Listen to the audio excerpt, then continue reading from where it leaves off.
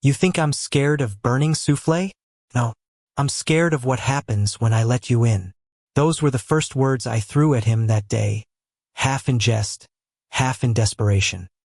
His laugh came out shaky, but his eyes, God, those eyes looked at me as if I were the only canvas he ever wanted to paint on. We were standing in the middle of the Lower East Side, surrounded by the noise of a city that never gave anyone space to breathe. And yet, with him, the world felt unbearably still. A young chef with too much hope in his heart, and me, an art student too afraid to admit that hope could ever belong to me. His name was Daniel, the kind of name that sounds ordinary until you've heard it whispered after midnight, when your chest is tight and your heart is louder than the city. He carried with him the smell of rosemary and garlic, the earthy richness of roasted bread, and sometimes, when he was too tired to notice a sadness he thought no one else could see. I was Jonah, the boy with sketches hidden under his mattress, who painted until dawn and then lied to himself about the bruises under his eyes. I thought love was something that existed only in tragic sonnets and fleeting stares, not something that could be placed in front of me like a plate of steaming pasta, waiting for me to take a bite. The irony? I had already turned him down once. The first time Daniel confessed, it was on a rainy afternoon in March. We were sitting in a cramped corner of his kitchen, flour dusting the air like a snowstorm, his hands trembling as he kneaded dough he didn't need to knead. He looked at me, eyes vulnerable in a way that made me want to run, and said, "Jonah, I like you." I laughed, actually laughed, as if it were the most absurd joke in the world. "Daniel, you don't know what you're saying," I replied, brushing it off with a smile so brittle it almost cut my lips. "We're friends. That's all." And just like that, I crushed him. I saw it in his shoulders, the way they folded in on themselves like dough without yeast. He smiled back, polite, pretending it didn't matter. But in that silence, I realized I had built walls so high even kindness couldn't climb them. Weeks passed. I thought rejection would end whatever strange spark lived between us. But I underestimated Daniel. He didn't disappear. Instead, he did the opposite. He came back with fire in his hands and determination in his voice. "Jonah," he said one evening, standing in my cluttered studio while I painted in frustrated strokes, "I'm opening a pop-up restaurant, and I need you." I raised an eyebrow, brush midair. "Need me? Since when do chefs need painters?" He smirked, that infuriating tilt of his lips that made my stomach twist. "Since I decided food is art, and I want my plates to tell a story." "Your story." My heart stumbled. He wasn't just inviting me to decorate his walls. He was asking me to step into his world, to share something bigger than myself. It was ridiculous, impossible. And yet, how much? I asked, pretending indifference. 10 times what you think you're worth," he shot back without hesitation. And there it was. Not money, not logic, but a challenge, promise, an opening. The weeks that followed were chaos wrapped in beauty. Mornings spent chasing suppliers through crowded markets, afternoons splattered with paint and sauce, nights filled with arguments about color palettes and flavors. Daniel was infuriating, stubborn, too passionate for his own good. And yet, every time his hand brushed mine while we leaned over a dish, I felt something inside me fracture. There was a night, late in July, when we stood on the rooftop of his apartment. The pop-up had just finished its first week, sold out every night. The city lights shimmered below us, but his face was brighter than all of them. "You still think we're just friends?" he asked quietly, holding out a glass of wine. I looked away. The skyline blurred as tears threatened. "Daniel, people like us, this city doesn't forgive us. My family won't. The world won't." He stepped closer, his voice barely above a whisper. "Then let's stop waiting for forgiveness. Let's just live." It should have been simple, but nothing about us was ever simple.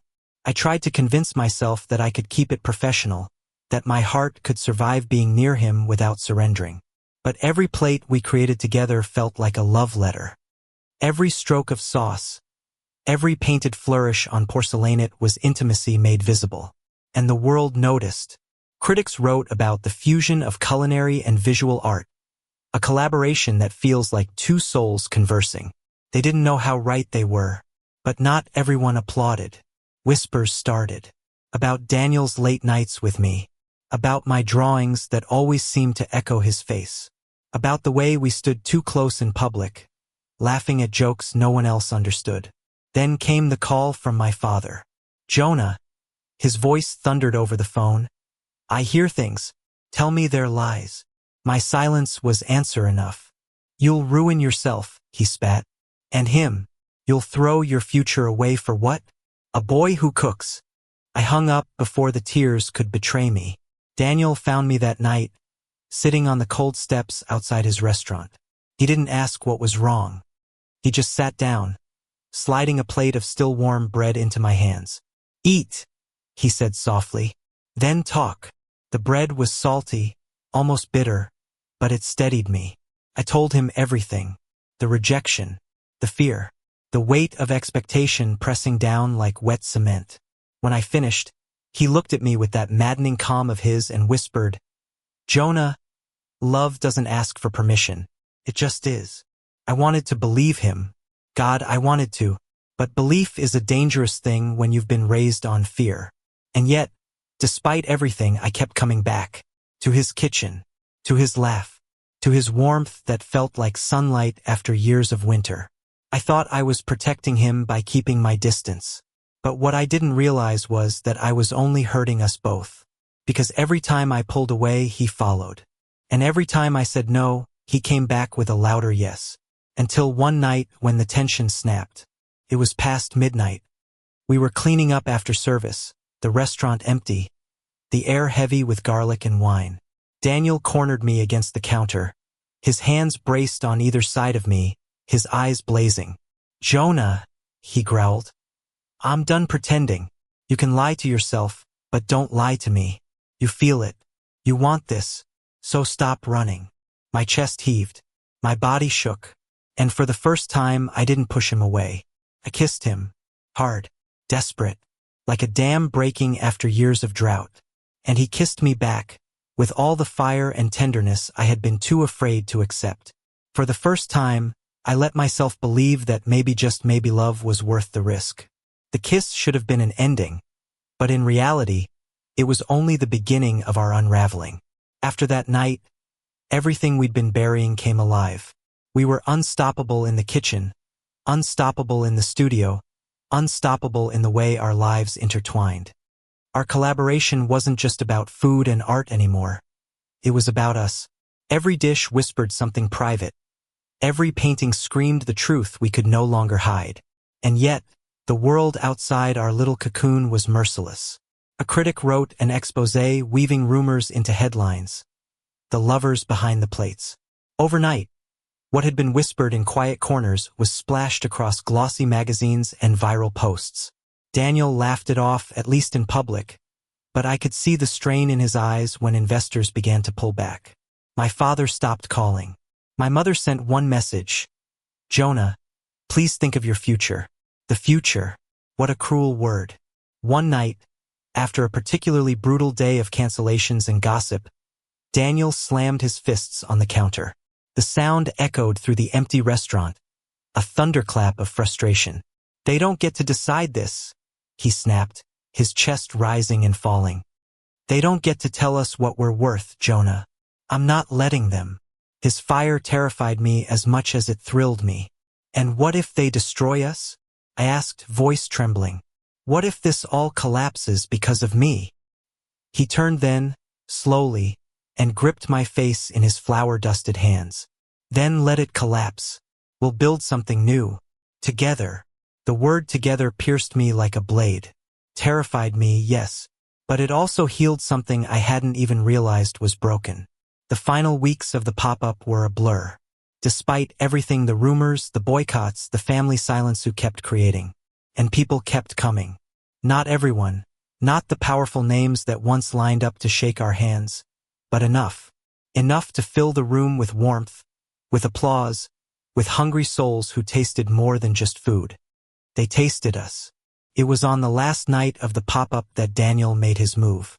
We were plating the final dish, a fusion of roasted duck with painted strokes of pomegranate reduction across the plate, when he looked at me and said, simply, stay. I froze. Stay. In my life, he clarified. Not as my collaborator. Not as my friend. As mine. The kitchen went quiet except for the hiss of the burners. My hands shook as I held the plate. Daniel, I whispered, I'm so tired of fighting the world. Then don't, he said. His voice was steady, strong. Just fight with me. For us. I don't remember dropping the plate, but I do remember the way his arms caught me when my knees gave out. The world blurred with tears, and for once, I didn't hold them back. I love you, I confessed. The words ripped out of me like they'd been waiting years to escape. God, I love you. The way he kissed me, then gentle, slow, reverent, felt like forgiveness. Like home. Life after the pop-up wasn't easy. Investors didn't come running back. My father never called again. But Daniel and I built something from the ashes. We found a tiny space downtown, barely big enough for 20 people. We called it Canvas. He cooked. I painted. Every plate became a collaboration. Every night a performance. The people who came didn't care about gossip. They came because they believed in what we created. And slowly, the city began to believe too. There was one night, months later, when I caught Daniel standing by the window after service, staring at the city with a soft smile. What are you thinking? I asked, sliding my arms around his waist. He leaned back into me, his warmth grounding me. I'm thinking that for the first time in my life, I'm not cooking to prove something. I'm cooking because it feels like love. I kissed the back of his neck. That's because it is. Looking back now, I realize my greatest mistake wasn't rejecting him that first time. It was underestimating him underestimating us. I thought love was something fragile, something that couldn't survive the weight of the world. But Daniel showed me it was the opposite. Love was the fire that tempered us, the heat that turned raw into something unforgettable. The world didn't forgive us, but we stopped needing its forgiveness. All we needed was each other. And in the glow of our little restaurant, with the city lights blazing outside and his hand always finding mine, I finally understood love doesn't ask permission. It simply insists on being lived.